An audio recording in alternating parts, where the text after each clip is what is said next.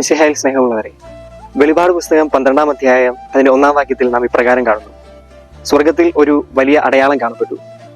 സൂര്യനെ ഉടയാടയാക്കിയ ഒരു സ്ത്രീ, അവളുടെ പാദങ്ങൾക്കടിയിൽ ചന്ദ്രൻ, ശിരസിൽ 12 നക്ഷത്രങ്ങൾ കൊണ്ടുള്ള കിരീടം. പരിശുദ്ധ അമ്മയെ രാജ്ഞിയായി ചിത്രീകരിക്കുന്ന ഒരു വചനഭാഗമാണ് ഇത്. ദൈവം പരിശുദ്ധ മറിയത്തെ എത്രത്തോളം വിലമതിക്കുന്നു എന്നുള്ളതിന്റെ തെളിവ് കൂടിയാണ് ഈ വചനഭാഗം. എങ്ങനെയാണ് പരിശുദ്ധ അമ്മ രാജ്ഞിയാകുന്നത്? പഴയ നിയമത്തിൽ ഈശോയെ ദാവീദിന്റെ പുത്രൻ എന്നാണ് വിളിക്കുന്നത്.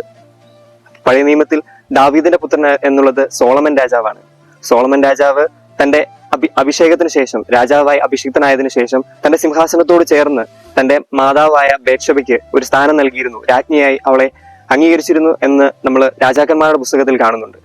അങ്ങനെ പുതിയ നിയമത്തിൽ പുതിയ അഭിഷിക്തനായ ഈശോ, ദാവീദിന്റെ വംശത്തിൽപ്പെട്ട അഭിഷിക്തനായ ഈശോ തന്റെ മാതാവായ മറിയത്തിന്റെ രാജ്ഞി എന്ന പദം നൽകുന്നുണ്ട്. അങ്ങനെയെങ്കിൽ പുതിയ നിയമത്തിലെ മാതാവ് വിശുദ്ധ മറിയം രാജ്ഞി തന്നെയാണ്. സ്വർഗം മനുഷ്യന് വേണ്ടി കരുതി വെച്ചിരിക്കുന്ന വലിയ കൃപയുടെ നിക്ഷേപങ്ങൾ മനുഷ്യവംശത്തിന് വിതരണം ചെയ്യുന്ന ഒരു വിതരണക്കാരിയാണ് പരിശുദ്ധ കന്യകാമറിയം. നാം സ്നേഹത്തോടെ പരിശുദ്ധ അമ്മയോട് ചോദിക്കുന്ന എന്ത് കൃപയും പിതാവായ ദൈവത്തിൽ നിന്ന്, പരിശുദ്ധ ത്രിത്വത്തിൽ നിന്ന് പരിശുദ്ധ അമ്മ നമുക്ക് മേടിച്ചു തരും എന്നുള്ളത് വലിയ ഒരു സത്യമാണ്.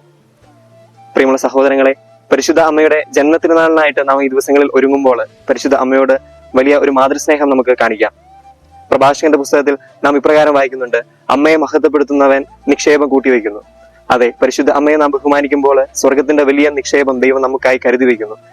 ദൈവകൃപകളുടെ ആ നിക്ഷേപം നമുക്കായി ദൈവം കരുതി വയ്ക്കുന്നു. അങ്ങനെ വിശുദ്ധ യോഹന്നാൻ ശ്ലീഹ പറയുന്നത് പോലെ കൃപയ്ക്കുമേൽ കൃപ, പരിശുദ്ധ അമ്മയെ ബഹുമാനിക്കുന്നതിലൂടെ കൃപയ്ക്കുമേൽ കൃപ സ്വീകരിക്കാൻ നാം ഓരോരുത്തരും പ്രാപ്തരാകുന്നു.